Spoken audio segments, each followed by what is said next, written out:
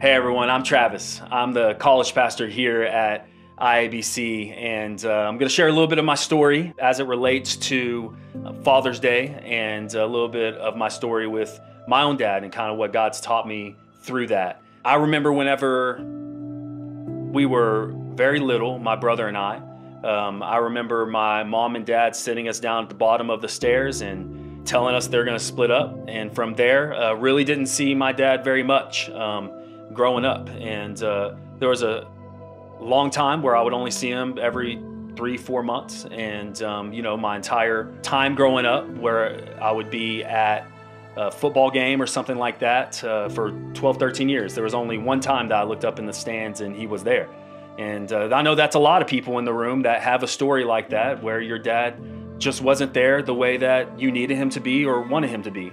With that said, God did provide a great example of somebody who does love their wife very well in my stepdad, Glenn. He is an example for me of what it looks like to love your wife well. And so I'm very, very thankful for that. And God has provided from there in so many ways. The greatest way that God has provided is showing me what a godly father is through looking at him, through seeing what God is like, because God has the heart of a father, is what Scripture says. It says that God is the father to the fatherless. One of the things that God taught me is when it comes to forgiveness and kind of working through some of that bitterness, is that truly any place that a person failed, God will fill where that person failed. And so God filled the void that my dad left and has shown me and is still showing me what it's like to be a dad and be a good one. At least that's the goal that I'm after, is to be like God as I see his example. One of the things that God has shown me, and really a huge passion point for my life, is that God is the God that can change a legacy.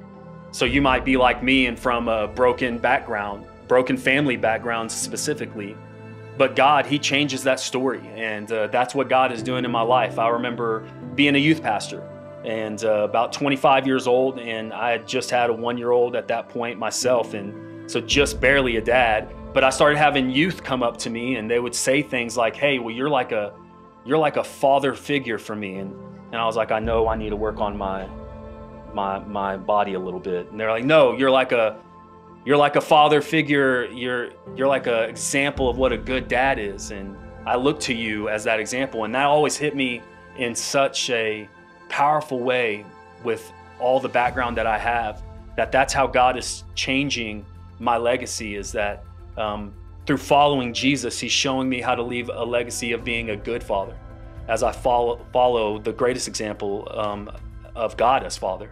Probably the highlight at this point in my life, one of the highlights of my life, is actually whenever I got to baptize my daughter, Bridget. And just as a dad and trying to seek to be the man that God's called me to be, and being able to be there in the water with her as she was baptized, was just an amazing blessing from God.